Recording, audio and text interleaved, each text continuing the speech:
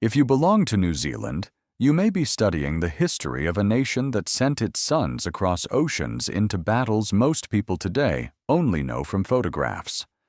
What often goes unnoticed is the steel that moved with them. Not endless armies of tanks, but rare machines, rebuilt armor, and stubborn vehicles forced to work in deserts, jungles, and shattered towns. These tanks weren't common. They were necessary. They fought in places where replacement didn't exist, and retreat wasn't simple. So in this video, I'll show you every deadliest tank of New Zealand used in World War II, and why each one mattered. M3. Stuart back. Before New Zealand ever officially had the M3 Stuart, its crews were already climbing into them. In November 1941, the divisional cavalry ended up with 4 recaptured Stuarts, and instead of waiting for paperwork, as they took them straight into combat during Operation Crusader. Only later, in July 1942, did the formal issue finally catch up with reality. By then, the Stuart had already embedded itself in the Desert War and stayed active through the remainder of the North African campaign. For the 2nd New Zealand Division, Stuart's real work wasn't glory. It was reconnaissance and screening, fast steel probing ahead, reading ground, exposing danger before columns blundered into it. In a war where New Zealand didn't always get ideal equipment, the Stuart was often forced into the role of a battle tank, where mobility replaced armor. And even when the desert faded, the Stuart didn't. Valentine Mark II. Logistics, not heroics, is what brought the Valentine Mark II into New Zealand's war. Between October 1941 and March 1943, the country imported 255 Valentine tanks, and 100 of them were Mark II variants. That volume alone explains their importance. They weren't rare trophies. They were the steel New Zealand could actually get. The Mark II had been designed as dependable infantry support, slow-moving and compact, built to stay close to soldiers rather than race ahead of them. That personality made it ideal for a force-building armor from the ground up. Many Mark IIs were first issued to new armored formations training at home, including units connected to the early 1st New Zealand Army Tank Brigade concept, shaping crews before overseas deployment even began. But practicality carried a cost. As the war evolved, the Valentine's 2-pounder gun was increasingly seen as inadequate. New Zealand planners didn't ignore that weakness. They treated it as a growing liability, something that had to be solved, not politely overlooked. Valentine Mark III. The Valentine Mark III never belonged to the category of tanks people remember from posters. Out of the 255 Valentines shipped to New Zealand between October 1941 and March 1943, 74 were Mark III models, and most of them quietly slipped into the machinery of preparation rather than spectacle. Their real significance surfaced later, far from the familiar European narrative. Valentines, including Mark III types, were directly linked to the 3rd New Zealand Division Special Army Tank Squadron, which carried them into the Pacific. In February 1944, they were operating in the Green Islands, an environment that punished armor in subtler ways: tight terrain, unstable ground, oppressive heat, and supply chains stretched thin. There, the Mark III's purpose narrowed.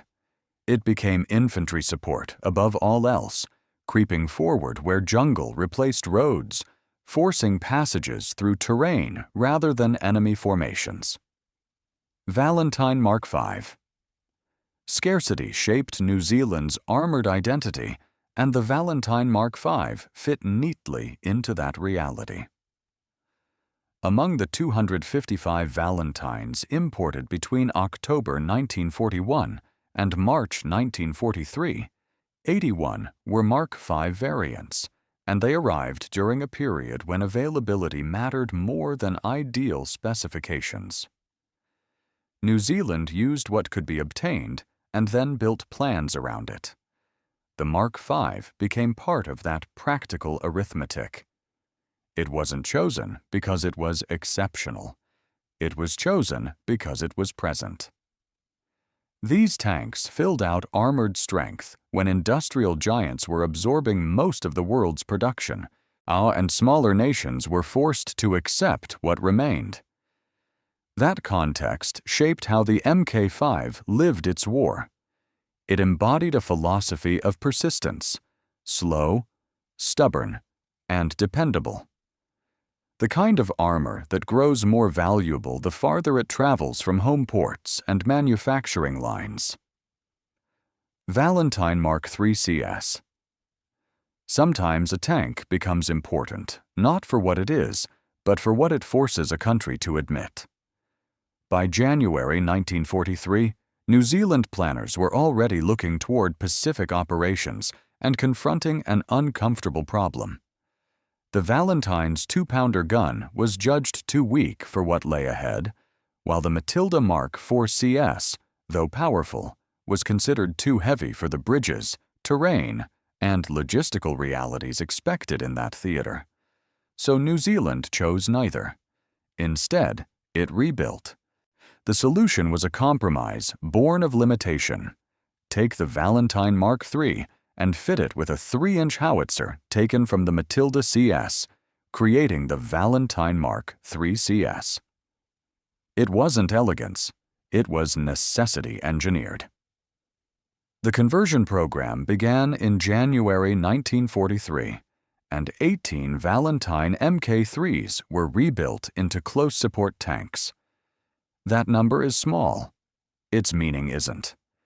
It marks the moment New Zealand accepted it couldn't wait for perfect machines. It had to reshape what it already owned. Well, now let's move to Valentine Bridge Layer. Think about how many wars are stopped, not by armies, but by space, a river, a crater, a blown road. The Valentine Bridge Layer existed for that exact silence between the two sides of the ground. During the war, Valentine Bridge Layer variants were developed specifically as bridge-carrying tanks, the machines designed to turn obstacles into moments instead of endings. New Zealand brought 11 of these bridge layers into its inventory, and records later show 4 more used by New Zealand engineers in Italy. Their task wasn't combat in the traditional sense. It was an assault crossing support, moving forward under threat, dropping a bridge fast enough for tanks and infantry to cross before the enemy could reset their fire zones. Bridging was never glamorous. It happened because retreat is complicated, rivers don't negotiate, and armor becomes irrelevant the instant it can't cross what's in front of it. The Valentine Bridge Layer turned geography into a weapon that New Zealand could answer, not endure. Matilda II Mark IV CS. Some tanks protect crews from shells. Others quietly threaten to strand them. The Matilda II Mark IV CS lived in that uncomfortable space. These close support Matildas were held within New Zealand's service context. But when planners began seriously shaping Pacific operations, the Matilda became a problem instead of a solution. It was heavily armored, built to survive punishment, yet that same weight made it dangerous in regions where bridges, roads, and soft ground were often deadlier than enemy fire. Mobility and logistics began to outweigh protection. That internal conflict is one of the reasons New Zealand later pursued the Valentine CS conversion. The Matilda had power, but not freedom. Its story still ties back to the desert. Matildas belonged to the wider narrative of the Crusader and Tobruk corridor, where New Zealand infantry fought alongside armor in grinding conditions. There, the Matilda's steel presence helped paint the image of tanks moving shoulder to shoulder with soldiers, even as its limitations followed it into planning rooms far from the battlefield. M4. Sherman III. Italy changed what armored warfare felt like. When the 4th New Zealand Armored Brigade arrived in October 1943, it didn't roll into open plains. It met rivers, broken villages, mud, and ground that punished anything heavy enough to matter. In that landscape, the tank that carried most of the burden was the M4 Sherman III. The bulk of New Zealand's Shermans in Italy were diesel-powered Sherman IIIs fitted with 75mm guns, and they became the everyday steel of the campaign. These weren't novelty machines. They were used to break lines, support infantry, and grind forward when nothing about the terrain wanted armor to move at all. Mines shredded momentum, ditches swallowed tracks, roads turned into choke points. The Sherman III absorbed that work. It advanced not through dramatic charges, but through repetition: push, halt, clear, repair, and move again. Sherman Firefly, IC/VC. There comes a point in war when existing answers stop working. For New Zealand's armored forces in Italy, that moment arrived when standard Shermans no longer felt sufficient. The response was the Sherman Firefly. New Zealand received its first batch of 16 Fireflies in October 1944, initially IC variants, later replaced by VC models, with additional VCs arriving in March and April 1945. The Firefly existed for one reason: 17-pounder firepower. It gave New Zealand a machine built specifically to confront heavier threats head-on. This wasn't an aesthetic upgrade. It was a functional admission that the war had shifted. The battlefield now demanded a tank whose primary identity was destruction, not flexibility. That's why the Firefly carries a different weight. Its arrival marks the stage of the war where adaptation was no longer optional. When Fireflies entered New Zealand service, they didn't symbolize progress. They signaled that the conflict had grown teeth sharp enough to require a specialist to meet them.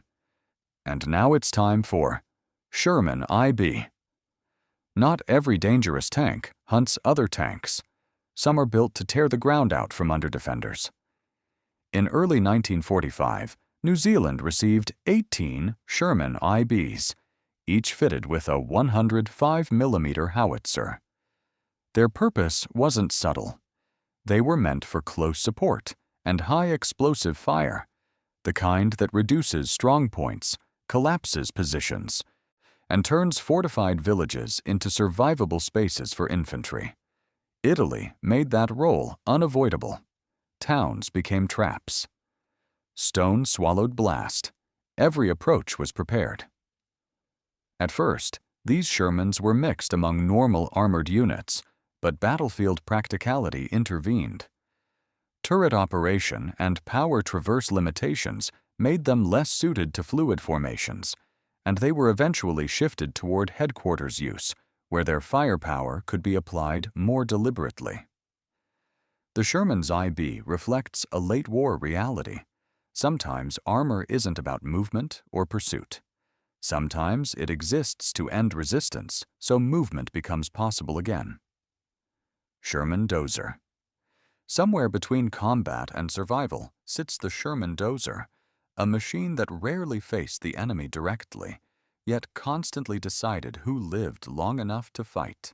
In March 1945, on the 28th Assault Squadron of the New Zealand Engineers was formed, and among its specialized tools were Sherman engineering variants fitted with bulldozer blades. Their purpose wasn't to destroy tanks. It was to carve routes through chaos, clearing rubble, cutting passages, pushing earth, and shaping crossings where nothing usable existed. Every meter they opened reduced the time men spent exposed. In this war, that was a form of killing on the battlefield itself. New Zealand engineer histories even preserve reference imagery and captions showing a 28th Assault Squadron Sherman dozer near the Senio River in Italy, 1945, anchoring these machines firmly in the final grind north. Sherman Kangaroo. Sometimes the safest place on a battlefield is inside something that no longer looks like a tank. The Sherman Kangaroo embodied that idea. These were turretless Shermans, stripped of their main guns and converted into armored personnel carriers, and they formed part of the 28th Assault Squadron's specialist fleet. Their value lay in what they carried, not what they fired.